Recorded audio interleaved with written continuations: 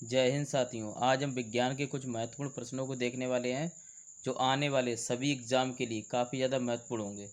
चलो देखते हैं आज का पहला प्रश्न क्या है। प्रकाश वर्ष इकाई है, इसका आंसर हो जाएगा ऑप्शन नंबर ए दूरी की। अगला प्रश्न देखते हैं। पारसेक इकाई है, तो इसका आंसर हो जाएगा ऑप्शन नंबर ए दूरी की। अगला प्रश्न देखते हैं। कैंडेला मात्रक है, इसका आंसर हो जाएगा ऑप्शन नंबर डी ज्योति तीव्रता का। अगला प्रश्न देखते हैं। निम्न में से कौन सा रोग जीवाणु जनित रोग नहीं है, तो इसका आंसर हो जाएगा option number A AIDS. AIDS जो है वो होता है वायरस से, विषाणु से, जबकि डिप्थीरिया, काली खांसी, हैजा ये तीनों जीवाणु जनित रोग हैं। अगला प्रश्न देखते हैं। पीलिया किसके संक्रमण के कारण होता है, तो इसका आंसर हो जाएगा ऑप्शन नंबर ए यकृत। अगला प्रश्न देखते हैं। किसी परमाणु के लिए प्लम पुडिंग मॉडल किसके द्वारा दिया गया, तो इसका आंसर हो जाएगा option number B J Thomson द्वारा। अगला प्रश्न देखते हैं। आधुनिक रसायन शास्त्र का जनक किसे माना जाता है, तो इसका आंसर हो जाएगा ऑप्शन नंबर डी लेवोसियर को। अगला प्रश्न देखते हैं।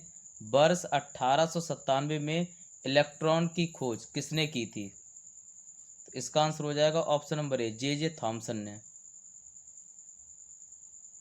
अगला प्रश्न देखते हैं। न्यूट्रॉन की खोज किसके द्वारा की गई, तो इसका आंसर हो जाएगा ऑप्शन नंबर ए चैडविक द्वारा। अगला प्रश्न देखते हैं। प्रकाश संश्लेषण के लिए कौन सी गैस आवश्यक है, तो इसका आंसर हो जाएगा option number D carbon dioxide. तो प्रकाश संश्लेषण के लिए कार्बन डाइऑक्साइड गैस आवश्यक है। अगला प्रश्न देखते हैं। प्रकाश संश्लेषण के समय निकलने वाली गैस कौन सी है, इसका आंसर हो जाएगा ऑप्शन नंबर सी ऑक्सीजन। अगला प्रश्न देखते हैं। निम्नलिखित में से कौन सी सदिश राशि है, इसका आंसर हो जाएगा ऑप्शन नंबर ए वेग। वेग एक सदिश राशि है, जबकि द्रव्यमान, समय और लंबाई ये तीनों अदिश राशियां हैं। अगला प्रश्न देखते हैं। चाबी भरी घड़ी में कौन सी ऊर्जा होती है, तो इसका आंसर हो जाएगा ऑप्शन नंबर बी स्थितिज ऊर्जा। अगला प्रश्न देखते हैं। निम्नलिखित में से किसमें गतिज ऊर्जा नहीं है, तो इसका आंसर हो जाएगा ऑप्शन नंबर डी खींचा हुआ धनुष। तो खींचा हुआ धनुष में गतिज ऊर्जा नहीं है, जबकि क्या होती है इसमें स्थितिज ऊर्जा।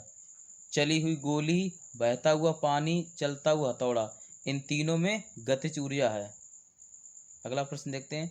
निम्नलिखित में से कौन सा एक मिश्रण नहीं है, इसका आंसर हो जाएगा ऑप्शन नंबर ए ग्रेफाइट।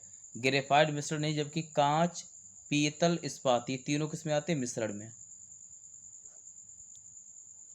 अगला प्रश्न देखते हैं। चलती हुई बस जब अचानक ब्रेक लगती है तो उसमें बैठे यात्री आगे की दिशा की ओर किसके कारण झुक जाते हैं, तो इसका आंसर हो जाएगा ऑप्शन नंबर ए न्यूटन का प्रथम नियम। अगला प्रश्न देखते हैं। वायु दाब मापी की रीडिंग में अचानक गिरावट किस बात का संकेत है कि मौसम तूफानी हो, इसका आंसर हो जाएगा ऑप्शन नंबर डी मौसम कैसा होगा तूफानी। अगला प्रश्न देखते हैं। एम्पियर मात्रक है, तो इसका आंसर हो जाएगा ऑप्शन नंबर सी विद्युत धारा का। तो एम्पियर किसका मात्रक है, विद्युत धारा का। अगला प्रश्न देखते हैं। एक बीकर में पानी पर बर्फ तैर रही है, जब पूर्णतः पिघल जाएगी तो बीकर में पानी का तल, तो इसका आंसर हो जाएगा ऑप्शन नंबर बी उतना ही रहेगा। अगला प्रश्न देखते हैं। पदार्थ का परमाणविक सिद्धांत सर्वप्रथम किसने दिया था, तो इसका आंसर हो जाएगा ऑप्शन नंबर ए जॉन डाल्टन ने। तो पदार्थ का परमाणविक सिद्धांत सर्वप्रथम जॉन डाल्टन ने दिया था। अगला प्रश्न देखते हैं। प्रोटॉन की खोज निम्न में से किसके द्वारा की गई थी, तो इसका आंसर हो जाएगा ऑप्शन नंबर बी गोल्डस्टीन द्वारा। तो प्रोटॉन की खोज किसने की थी, गोल्डस्टीन ने। अगला प्रश्न देखते हैं। कवक की कोशिका भित्ति बनी होती है, तो इसका आंसर हो जाएगा ऑप्शन नंबर सी काइटिन की। तो कवक की कोशिका भित्ति किसकी बनी होती है, काइटिन की। अगला प्रश्न देखते हैं। रेडियोधर्मिता की परिघटना की खोज किसने की थी, तो इसका आंसर हो जाएगा ऑप्शन नंबर सी हेनरी बेकेरेल ने। अगला प्रश्न देखते हैं। रेडियोधर्मी वस्तुओं को किससे बने पात्र में रखना चाहिए, तो इसका आंसर हो जाएगा ऑप्शन नंबर ए शीशा। तो शीशा के बने पात्र में रखना चाहिए। अगला प्रश्न देखते हैं, दूध से क्रीम निकालने में कौन सा बल लगता है? तो इसका आंसर हो जाएगा ऑप्शन नंबर ए अपकेंद्रीय बल। तो दूध से क्रीम निकालने में अपकेंद्रीय बल लगता है। अगला प्रश्न देखते हैं, मानव शरीर में सबसे बड़ी अंतःस्रावी ग्रंथि कौन सी है? तो इसका आंसर हो जाएगा ऑप्शन नंबर ए थायराइड ग्रंथि। तो मानव शरीर में सबसे बड़ी अंतःस्रावी ग्रंथि कौन सी है? थायराइड ग्रंथि। अगला प्रश्न देखते हैं, मानव शरीर में सबसे बड़ी ग्रंथि कौन सी है? तो इसका आंसर हो जाएगा ऑप्शन नंबर ए लीवर या यकृत। तो मानव शरीर की सबसे बड़ी ग्रंथि कौन सी है? लीवर। अगला प्रश्न देखते हैं, थायराइड ग्रंथि शरीर में कहाँ पाई जाती है? इसका आंसर हो जाएगा ऑप्शन नंबर बी गला में। तो थायराइड ग्रंथि गले में पाई जाती है। अगला प्रश्न देखते हैं, सूर्य अस्त के समय सूर्य लाल दिखाई देता है। तो इसका आंसर हो जाएगा ऑप्शन नंबर बी प्रकीर्णन के कारण। तो प्रकाश के प्रकीर्णन के कारण सूर्य लाल दिखाई देता है। अगला प्रश्न देखते हैं, मानव की आंख के रेटिना पर कैसा प्रतिबिंब बनता है? तो इसका आंसर हो जाएगा ऑप्शन नंबर ए वास्तविक तथा उल्टा। अगला प्रश्न देखते हैं, दाढ़ी बनाने के काम में लेते हैं। तो इसका आंसर हो जाएगा ऑप्शन नंबर ए अवतल दर्पण। तो दाढ़ी बनाने के काम में अवतल दर्पण लेते हैं। अगला प्रश्न देखते हैं एक नाभिकीय रिएक्टर में भारी जल का क्या कार्य होता है? तो इसका आंसर हो जाएगा ऑप्शन नंबर सी न्यूट्रॉनों की गति को कम करना। तो एक नाभिकीय रिएक्टर में भारी जल का क्या कार्य होता है? न्यूट्रॉनों की गति को कम करना। अगला प्रश्न देखते हैं, निम्न में से कौन सा पदार्थ नाभिकीय रिएक्टर में मंदक का काम करता है? तो इसका आंसर हो जाएगा ऑप्शन नंबर सी भारी जल।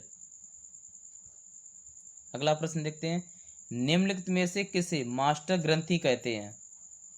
तो इसका आंसर हो जाएगा ऑप्शन नंबर बी पीयूष ग्रंथि। तो पीयूष ग्रंथि को मास्टर ग्रंथि कहते हैं और ये मस्तिष्क में पाई जाती है।